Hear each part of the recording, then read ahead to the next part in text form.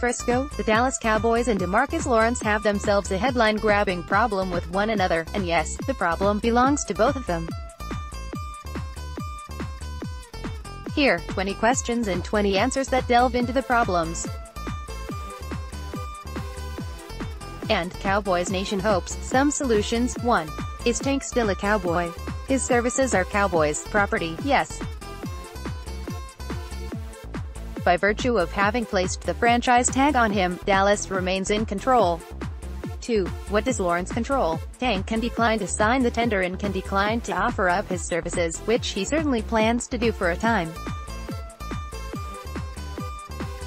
Without a contract, him declining to attend OTAs is within his rights and among the few cards a player holds in these situations. 3. Is the franchise tag fair? The salary paid to a tagged player, in Lawrence's case, $20.53 million guaranteed for the 2019, assuming he is unable to negotiate a long-term deal by the July 15th deadline and assuming he agrees by the July 15th to sign the tag tender, is fair enough. But no, in yet another of the many collectively bargained concessions this players' union made to the owners, the tag is a bad deal for union members because it means free agents aren't really free. 4. Is there hope of a long-term deal by July 15th? Certainly.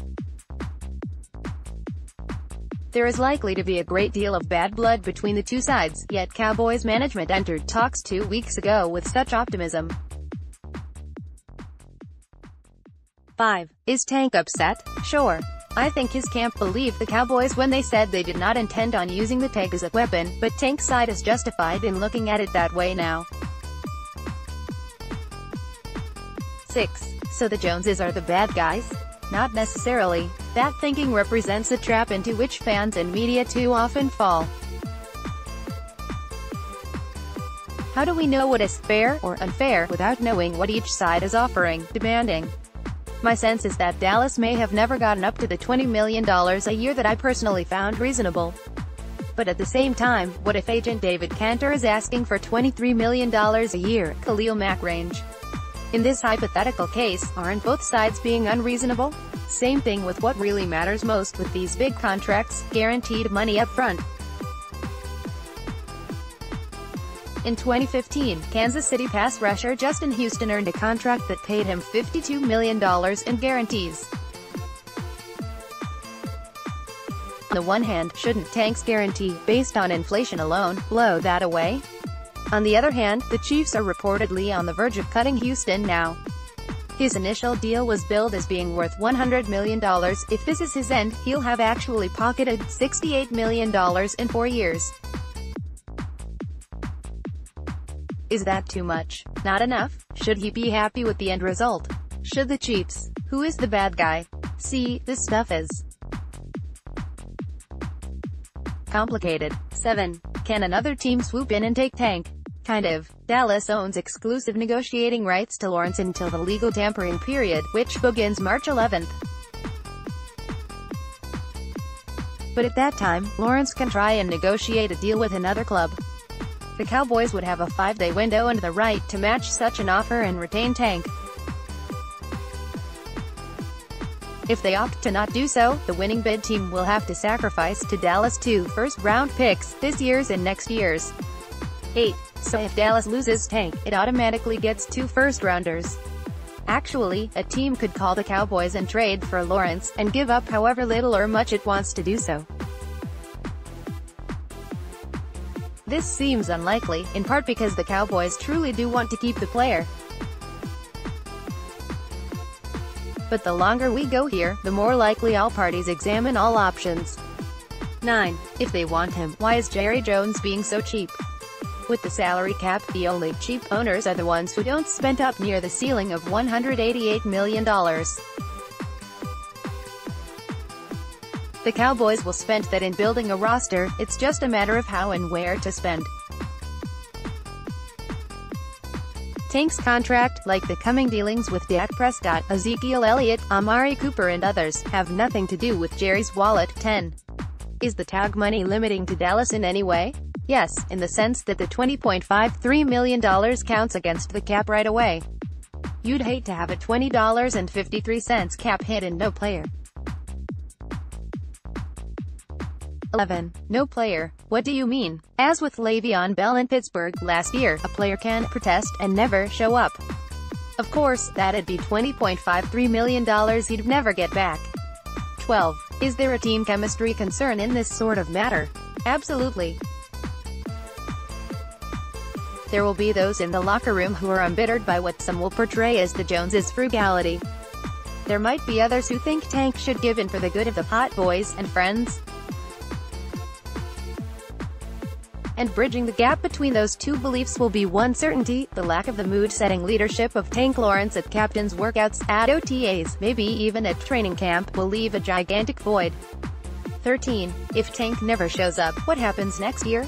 Dallas once again owns his rights, and could even tag him for a third and final time.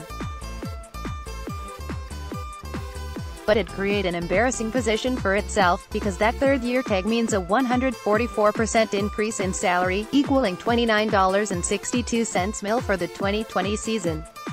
Total it up, that'll have meant Dallas paying Tank, over the course of 3 seasons, a fully guaranteed $67.22 million. At which time all involved will scratch their collective heads, and wonder what they were fighting to gain. 14. Can we agree that Jerry usually signs who he wants and takes care of stars? Yup, Doc and Amari will be that. And Travis Frederick, Tyron Smith and Zach Martin already are, though Martin makes $14 mil a year to be the best guard in football, not $20 mil plus. 15. Why are you opposed to calling what's about to happen a holdout? Maybe I'm being persnickety, but players are employees who have rights.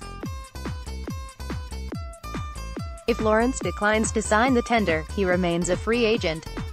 Just like you and your job, if there is no contract, there is no requirement to show up to work. There is no fine for doing so.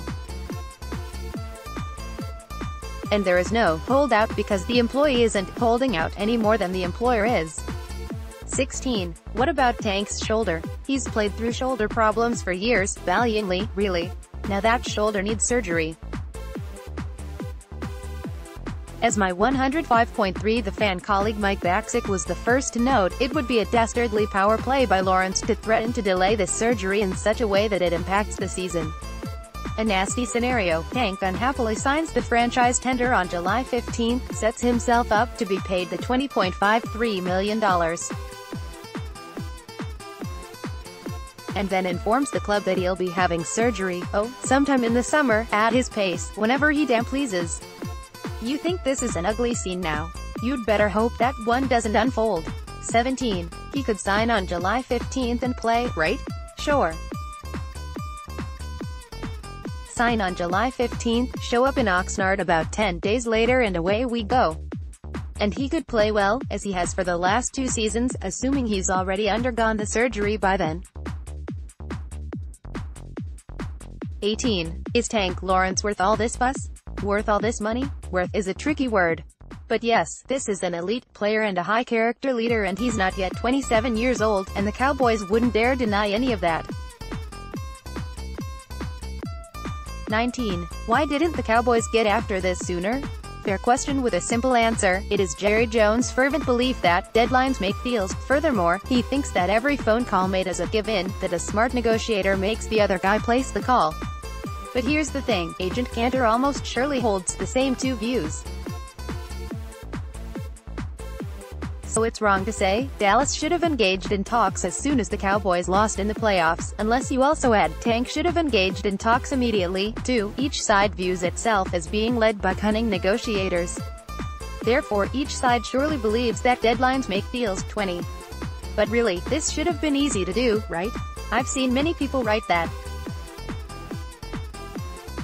But to use one of Jerry's favorite words, at the risk of being trite, if a Dallas Cowboys agreement with DeMarcus Lawrence was so easy to do, it'd be done, right?